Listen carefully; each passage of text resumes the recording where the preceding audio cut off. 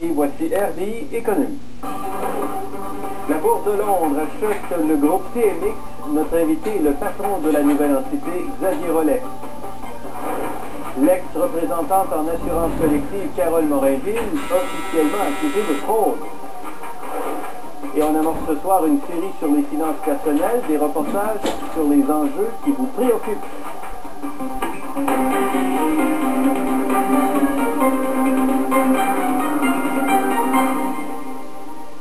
Bonsoir. La Bourse de Londres met la main sur le groupe TMX, propriétaire des bourses de Toronto et de Montréal.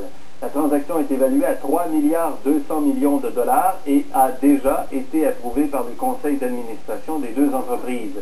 C'est présenté comme une fusion d'égal à égal, mais il s'agit bel et bien d'une prise de contrôle. Les actionnaires du London Stock Exchange auront 55% de la nouvelle entité. La Bourse de Londres va nommer 8 des 15 administrateurs et le patron du groupe est le patron actuel de la Bourse de Londres, Xavier Rollet. Dans un instant d'ailleurs, nous allons recevoir Xavier Rollet pour parler de cette transaction. Mais d'abord, les détails de la transaction avec Philippe Leblanc, suivi des réactions nombreuses avec Marc Godbout. Ils affichent le sourire de ceux qui viennent d'assurer l'avenir de leurs entreprises. La transaction créerait le plus grand marché boursier du monde pour les titres miniers et énergétiques. Une méga bourse de plus de 6 milliards de dollars, avec plus de 6700 entreprises inscrites. This is truly a merger of equals. Ce qu'on présente ici comme une fusion n'en est pas une en réalité. La Bourse de Londres détiendrait 55% des parts du nouveau groupe et ses dirigeants veulent écarter toute inquiétude. Le partage des responsabilités, l'assignation des responsabilités globales, ligne de produit par ligne de produit, qui est la manière la plus efficiente d'organiser l'équipe de management, sera aussi partagée de manière équitable. La Bourse des produits dérivés de Montréal, qui relève actuellement de la Bourse de Toronto, pourrait-elle profiter de la transaction?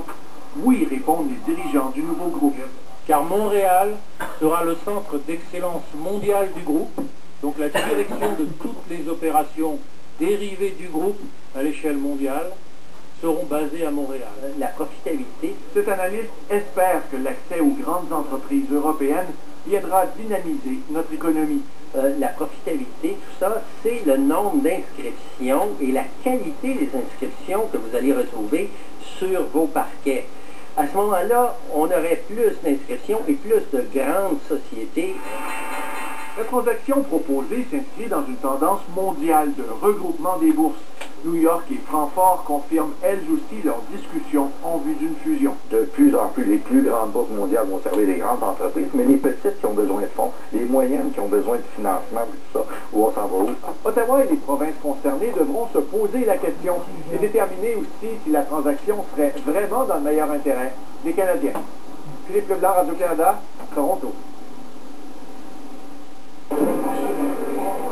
Dans les minutes qui ont suivi l'annonce, l'attention ne s'est pas juste déplacée vers les mouvements des marchés.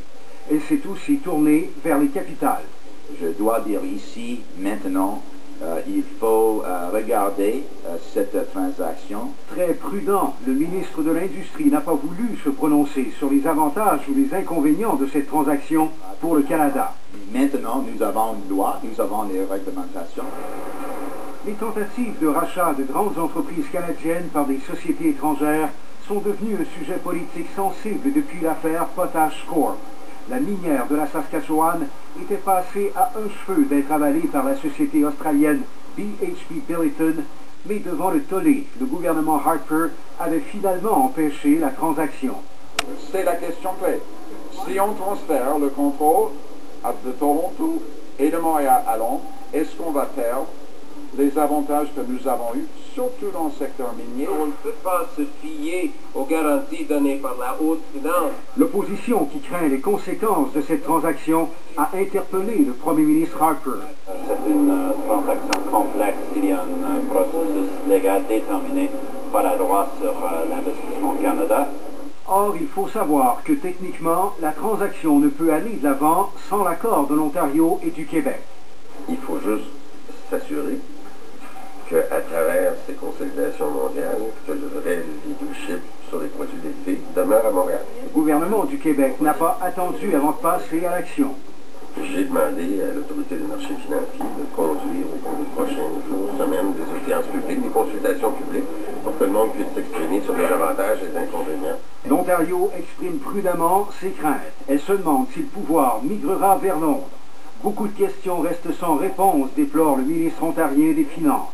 And there are a lot of unanswered questions right now. Même si cette fusion s'inscrit dans une tendance mondiale, elle donne l'impression aujourd'hui que les gouvernements ont été pris au dépourvu. La nouvelle entité semble déjà rimer avec complexité. Marc Godbout, Radio-Canada, Ottawa. Et on retrouve le chef de la direction de la Bourse de Londres et de la nouvelle entité issue du regroupement du London Stock Exchange et du groupe TMX. Xavier Rollet est dans nos studios de Toronto. Bonsoir, M. Rollet. Bonsoir, monsieur. Comment allez-vous? Monsieur Rollet, à part de voir... C'est un grand plaisir pour moi de m'exprimer en français en Amérique du Nord. Ben, ça nous fait plaisir, effectivement. Vous êtes français d'origine, mais vous avez évolué dans le secteur financier. Qu'est-ce que c'est, cette transaction aujourd'hui? Est-ce que c'est une bonne... Et en quoi, surtout, c'est une bonne transaction pour le Canada? Et c'est une bonne transaction pour le Canada. C'est aussi une bonne transaction pour l'Europe, pour l'Angleterre et l'Italie. Mais je pense que c'est tout particulièrement une très bonne transaction pour Montréal et la Bourse de Montréal, qui au sein du groupe TMX a établi une très solide réputation et un business d'excellence en ce qui concerne son activité dérivée. Et en ce qui concerne la réunion de nos deux institutions, c'est-à-dire le groupe TMX et le groupe London Stock Exchange Group, eh bien j'ai le plaisir de vous annoncer que la Bourse de Montréal obtiendra la gestion globale de toutes les activités dérivées du groupe dans le monde entier. Combien de temps ça va durer, ça, Rollet? Combien de temps ça va durer? Parce que les produits dérivés sont quand même extrêmement bien développés à Londres. Vous savez c'est quoi les produits dérivés? Pourquoi ce serait Montréal à l'intérieur de ce groupe-là? Quel est votre intérêt de laisser ça à la Bourse de Montréal? Eh bien, d'une part, nous avons une longue histoire d'association entre la Bourse de Londres et la Bourse de Montréal, puisque les plateformes dérivées sur le plan de la technologie et du logiciel qui sont opérées par la Bourse de Londres ont en fait été achetées sous licence à la Bourse de Montréal. La technologie que nous utilisons aujourd'hui en Europe, sur nos trois plateformes dérivées, Turquoise, EDX et IDEM, sont en fait une plateforme technologique qui provient de Montréal. Et il est donc tout à fait logique, non seulement aujourd'hui mais dans le futur, que la gestion globale du business dérivé soit confiée au management, au cadre de la Bourse de Montréal. Quelles sont les garanties que vous donnez à Montréal? Et il y aura des garanties dans le contexte du projet de fusion d'Ego qui a été présenté à la communauté financière, mais aussi aux autorités de tutelle, aussi bien provinciales que fédérales. Il y aura des garanties qui seront communiquées publiquement après négociation et entretien avec les différentes autorités de tutelle. Donc quand le dossier sera bouclé, si vous voulez, ces garanties seront communiquées publiquement en ce qui concerne les activités qui seront confiées d'ailleurs non seulement à la Bourse de Montréal, mais il y aura aussi des activités confiées à la Bourse de Toronto, ainsi qu'à la Bourse de Calgary et de Vancouver. Bon, alors c'est pas très convaincant pour l'instant, très certainement. Raymond Bachand, le ministre des Finances du Québec, a dit aujourd'hui qu'il allait étudier la question.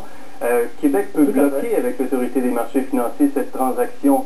Quel est l'intérêt, j'essaie de vous faire dire quel est l'intérêt pour la Bourse de Montréal et pour la Bourse de Toronto aussi d'accepter cette transaction-là et dans quoi c'est dans l'intérêt des Canadiens, des actionnaires canadiens?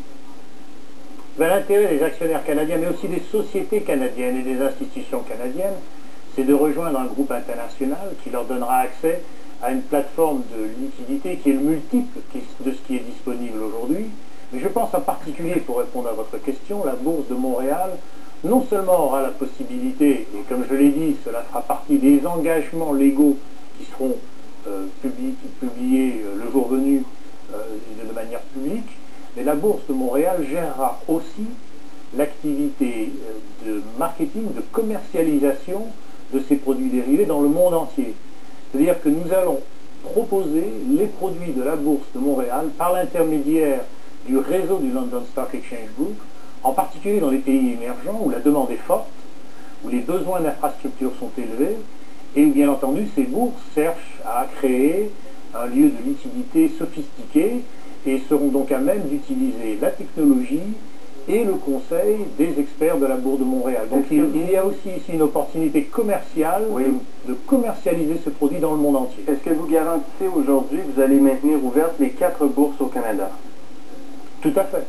D'ailleurs, il n'y aurait absolument aucun intérêt, même sur le plan économique, à s'engager dans une transaction pour ensuite réduire la voilure et réduire les actifs. Nous avons d'ailleurs, en ce qui concerne notre propre histoire européenne, résultant de la fusion de la Bourse de Londres et de la Bourse d'Italie, un track record, une expérience, une histoire très réussie de croissance de ces deux plateformes. Les chiffres parlent d'eux-mêmes. L'intégration de la Bourse de Londres et de la Bourse italienne, Borsa Italiana, est une expérience tout à fait réussie. Et l'intention, en ce qui concerne la fusion entre les deux groupes, donc LSI et TMX, est tout à fait similaire. Alors, on espère que la réalité sera aussi brillante que vous la présentez aujourd'hui. Merci beaucoup, M. Rollet. Mais vous avez mon commitment personnel à ce sujet. Très bien. Au revoir, merci. Merci, monsieur. Au revoir.